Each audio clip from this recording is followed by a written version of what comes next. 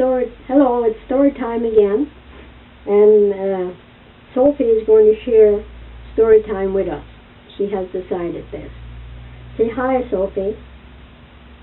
She still hasn't gotten her voice back, but she will. Okay, we're going to get on with the story before my camera stops, which it does. This story is about little girls who became big girls and found themselves in trouble, like little Mandy, but a little more serious. The story began one day when a pastor friend of mine invited me to go with him to an institution in the city, or in another town I should say, to play the guitar during his service time to the people in the institution. But he did not tell me what kind of institution it was. I agreed, and so the day came when he picked me up at my rooming house, and off we went. In about an hour we were in the other town, and we drove through some beautifully lined streets. It was with trees and flowers, and it was a beautiful summer day, nice and warm, a day that you would want to be at the beach and out and about and free, a day when life was good. And we drove around a little bit, and then we drove down a long, narrow avenue, now I guess it would be a street, because it was narrow, but it was a very pretty place with all kinds of flowers and trees lining the street, until we came to a huge gray stone building, which looked very austere and almost, well, haunting like a haunted castle. It was so huge. And as we stopped in front, I looked at my friend with a question in my eyes, and he said to me, "Oh, I neglected to tell you that it's the women's prison." I said, "The women's prison? But why didn't you tell me? I'm not prepared for this. I've never been inside of a prison." And he said, "Well, I didn't because I was afraid you might refuse." Well, I was a little annoyed at him, to say the least, but anyway, I forgave him, and we got out the car and walked up the stone steps, and the door opened, and there was a guard there, and we entered a long hallway, and then she led us down the hallway to some stairs, and we climbed up these stairs to another, I guess you would call it another level of the prison, and led us to a room that had been painted in white, and in the room was a table and about 20 chairs facing the table. And I sat in a chair that was sort of behind the others. But I noticed then that the sun was shining through some windows, and there was on the floor shadows of the bars in the windows. And I suddenly felt in prison myself. I felt kind of trapped, because I realized that between me and the door would be the inmates, and between the inmates and me and the other way was the barred windows. So any trouble started, I had no way out. And I started to shake, and my legs got kind of weak, and I was afraid. I was really afraid. But I tried to shake it off and got my guitar and settled myself down to play the guitar. In a little bit we heard from deep within the interior of the prison doors clanging shut, and after a little while we heard footsteps like marching people coming towards the little room, and in a little bit they appeared and filed in. They filled up the chairs, 20 of them, and with them was one guard who sat in the doorway. They sat silently in their chairs, looking straight ahead at the pastor. you could sense the feeling of defiance and I don't want to be here sort of attitude. What is this? You know, these holier than thou people who they think they are and so forth. And I'm afraid I was thinking that they were, well, not the type of people I would want to be associated with. That, I think, is an attitude that I had gotten over the years from attitudes of others. But anyway, I had my guitar ready, and when the pastors asked to start the music, I started to play softly What a Friend We Have in Jesus that he had arranged. And he opened the service and was talking to the prisoners about, of course, things that pastors talk about the love of God and so on. And they were not responding.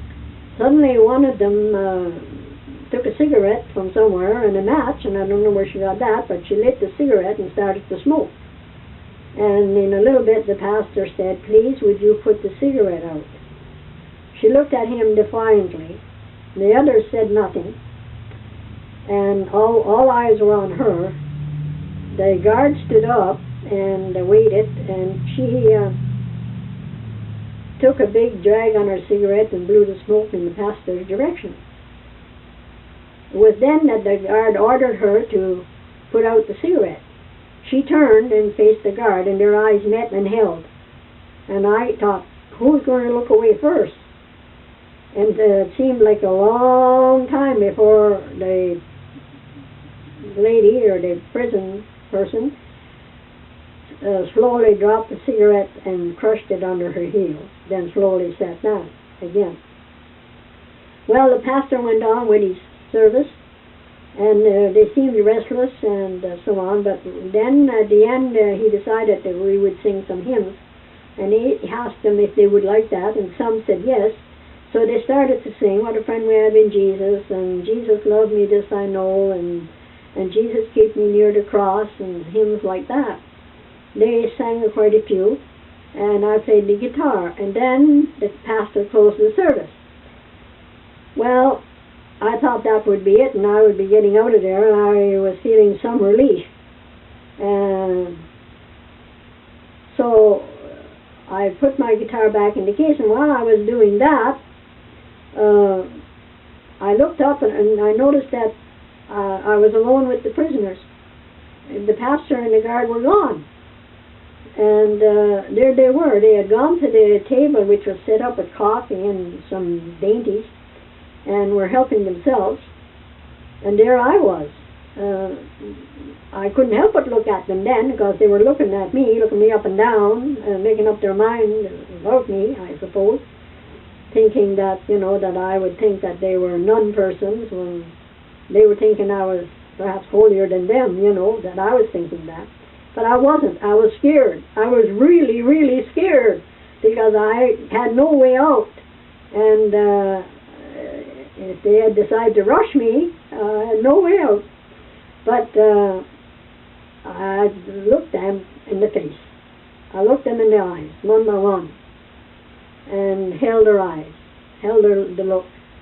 And I smiled, best I could through my fear. They could see, I suppose, that I was afraid.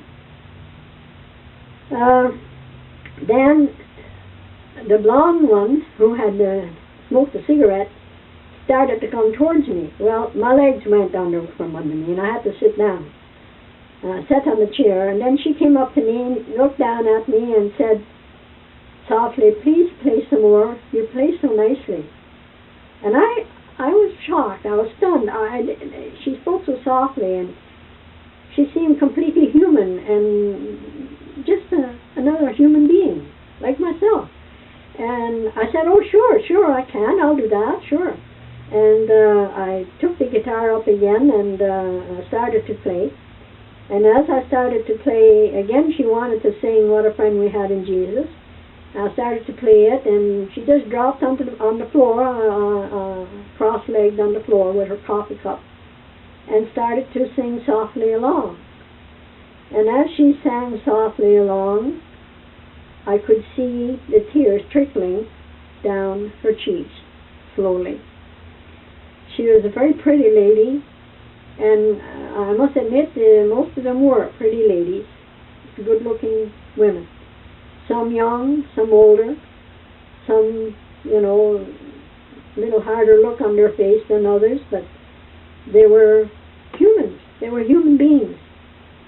They were in prison because of something they did against society and, frankly, against themselves. Because sometimes when things are done against society, it's done to punish themselves. And unfortunately, sometimes society doesn't understand that. And perhaps some don't want to understand that because of fear. Because we all know that but for the grace of God goes us. Because we are all prone to making mistakes and getting lost like little Mandy did and wandering in the wrong direction during life. So as they sang, then they came one by one and they sat on the floor around me. And as I played and they sang hymn after hymn and sang them well in harmony and good voices, I glanced towards the door, and the pastor and the guard and another lady was standing there with shock on their faces. Well, they couldn't have been more shocked than I was. Well, the fear left me slowly, and then I felt the warmth that was coming from them. The desire to be accepted, the desire to be forgiven, the desire to be loved, the desire to be wanted, the desire to be free. And they kept singing, and I kept playing. And no one stopped, and no one said anything to stop. It was over the time, that's for sure, that they had allotted to them. And so, in a little while, they were smiling and laughing and talking and exchanging suggestions on hymns and what to sing and who should sing what part and so on. And they were having the time of their lives. And then the blonde lady looked up at me, and I could see in her eyes that she felt freedom. She felt joy.